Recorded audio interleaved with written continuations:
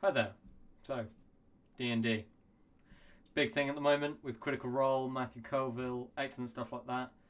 Uh, Hopefully you guys know the basics.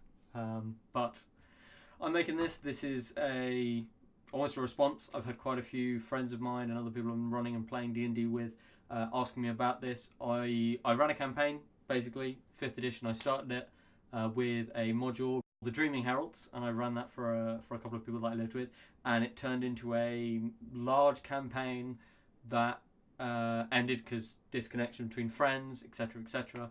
And I've had quite a few people ask me about it, ask me questions about what I learned, things like that, what I changed, what I would have changed, that sort of thing.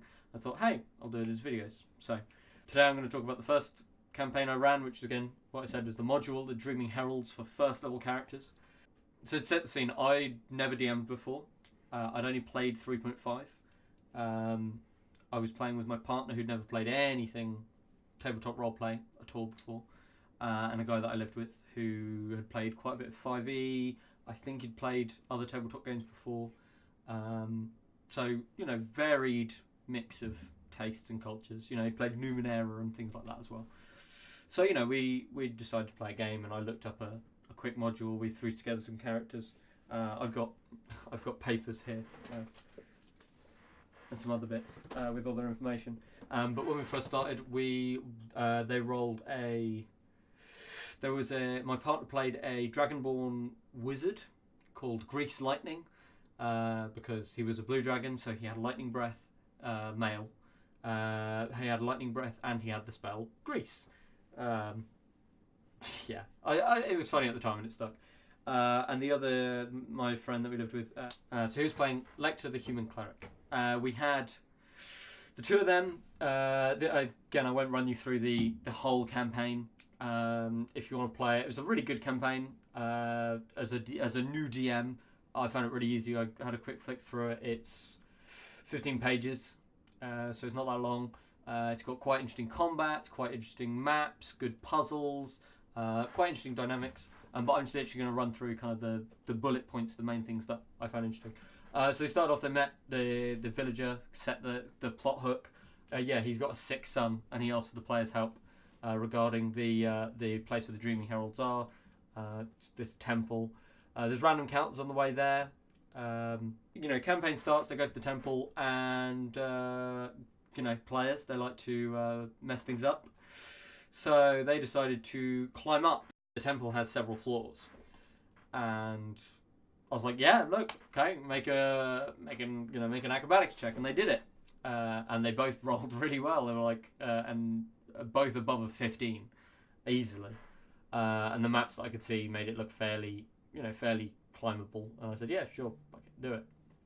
So they just started somewhere different than dungeon. They explored around. I think there was at one point there was an undead pharaoh-like guy asleep. And my partner licked him, and I had her roll a con saving throw, the idea being poison. And they had several interesting fights. There was a cool puzzle with a chandelier. There's this room that's caked in dust, and there's this clear circle under a chandelier that is empty of dust. And the light from it was slightly off and stuff like that. And my partner instantly went, that's going to be a false floor, threw a book down it, and lo and behold, it was a spike trap.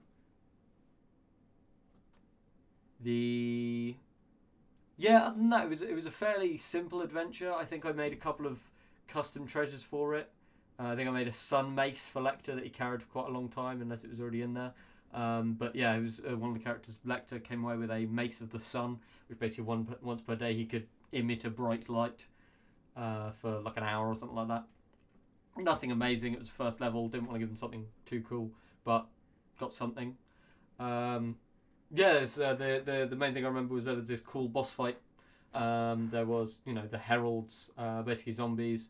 One of them had a holy symbol of Ra. I'm just looking at the campaign now. I'll get it up on the screen actually. You can see Kalfra, medium dead. I'll put his stats here.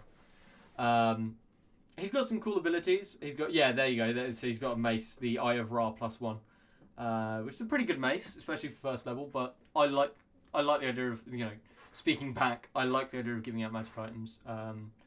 It's really good. So, and then they went back, gave the sun the antidote, and they were eternally grateful. Lots of really good NPC interaction, especially for a new campaign. So yeah, what did I learn from that? Modules are fucking good. It's well worth, especially if you're starting out, finding a module that you like.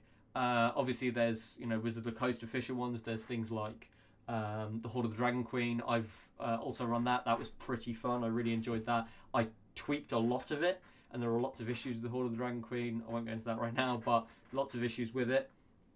The Mines of Fandelver. I can't name them all off the top of my head. I'll put pictures round, but there's a lot of material out there that you can copy from or just run as is or tweak, whatever your style. So yeah, if you're going to get started like I was, find a module you liked. As I found I looked up level 1 campaigns while they wrote characters, had a read through while they made their characters, and job's done. Cool.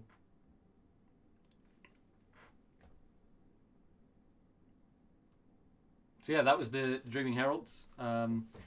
This is probably quite a short one compared to what the rest of them will be. The rest of them will be stuff that I wrote, because I'm mad and like to write a lot of rubbish lore. But yeah, hopefully that's helped. As I say, I'll put a link down below with the Dreaming Heralds so you guys can have a look. Hopefully it's still online. Again, big thank you to Michael Button for writing it. They absolutely loved it. Really good campaign. Really enjoyed it. Thank you very much. Cheers for watching, and I'll see you in the next episode.